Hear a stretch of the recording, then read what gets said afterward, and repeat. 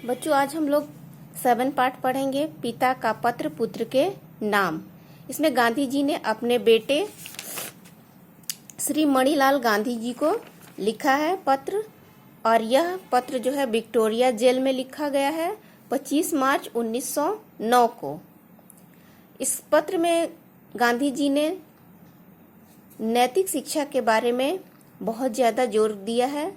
तो आइए इस पत्र को पढ़ते हैं। प्रिय पुत्र, प्रति मास एक पत्र लिखने और एक पत्र प्राप्त करने का अधिकार मुझे मिला है। अब मैं पत्र लिखूं किसे? मिस्टर रिच का, मिस्टर पोलक का, और तुम्हारा ख्याल मुझे बारी बारी से आया, लेकिन मैंने तुम्हें ही लिखना पसंद किया क्योंकि पढ़ने के समय तुम्हारा ही ध्यान मुझे बराबर रहता था। मेरे बारे में तुम जरा भी चिंता मत करना। विशेष कुछ कहने का अधिकार मुझे नहीं है। मैं पूर्ण रूप से शांति में हूँ। आशा है कि बात अच्छी हो गई होगी।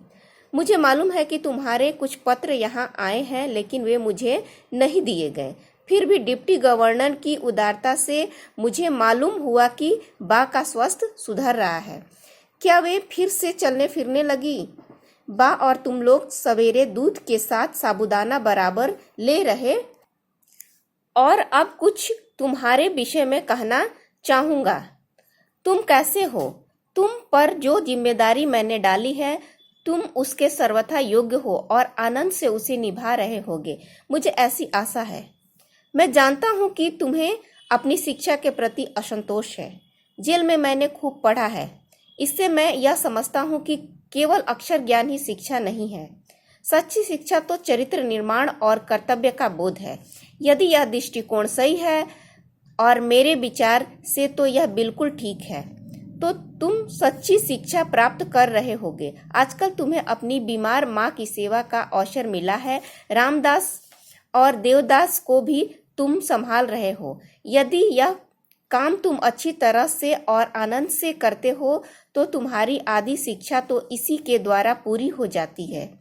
उपनिषदों की एक टीका में लिखा है कि प्रथम अर्थात ब्रह्मचर्य आश्रम संन्यास आश्रम के समान है।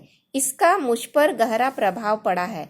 आमोद प्रमोद एक निश्चित आयु तक ही शोभा देता है। 12 वर्ष की आयु के बाद बच्चों को जिम्मेदारी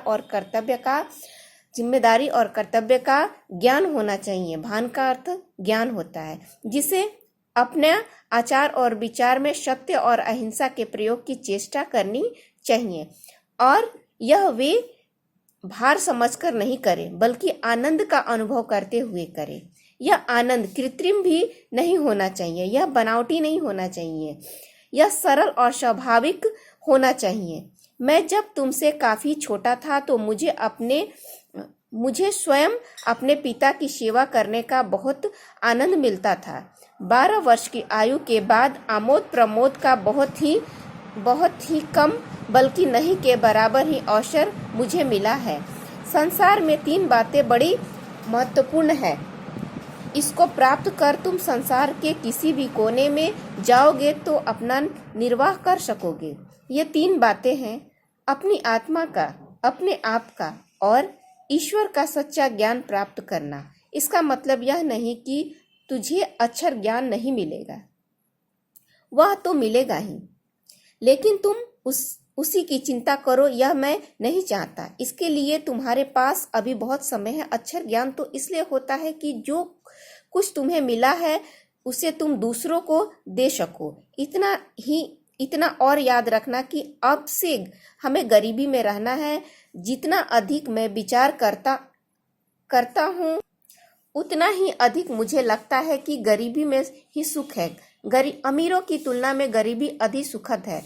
खेत में घास निराने और गड्ढे खोदने में पूरा समय देना। भविष्य में हमें अपना जीवन निर्वाह इसी से करना है। मेरी इच्छा है कि अपने परिवार में तुम एक योग्य किसान बनो और सभी औजारों को सदा साफ और सुव्यवस्थित सही ढंग से रखना। अक्षर ज्ञान में गणित और संस्कृत पर पूरा ध्यान देना। भविष्य में संस्कृत तुम्हारे लिए बहुत उपयोगी सिद्ध होगा।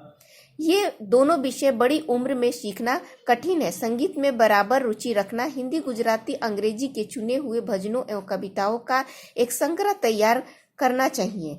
वर्ष के अंत में में तुम्हें अपना यह संग्रह बहुमूल्य प्रतीत होगा। काम की अधिकता से मनुष्य को घबराना नहीं चाहिए और न यही सोचना चाहिए कि यह कैसे होगा और पहले क्या करूं। शांत चित्त से विचार पूर्वक तुम्हें यदि सभी सद्गुणों को प्राप्त करने की चेष्टा की तो वे तुम्हारे लिए बहुत उपयोगी और बहुमूल्यवान प्रमाणित होंगे। तुमसे मुझे यह भी आशा है कि घर के लिए जो भी तुम खर्च करते हो उसका पैसे पैसे का हिसाब रखते हो।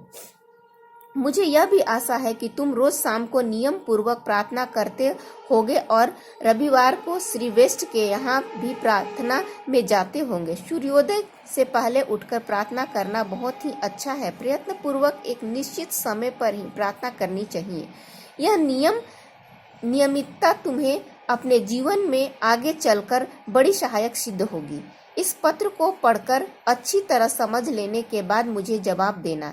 जवाब जितना लंबा चाहो उतना लिख सकते हो। अंत में मैं अपने प्रेम सहित यह पत्र समाप्त करता हूँ। तुम्हारा पिता मोहनदास। यह मोहनदास करमचंद गांधी का लिखा हुआ पत्र है जो श्री मणिलाल गांधी को लिखा गया है। Indian opinion, Phoenix, Natal. धन्यवाद।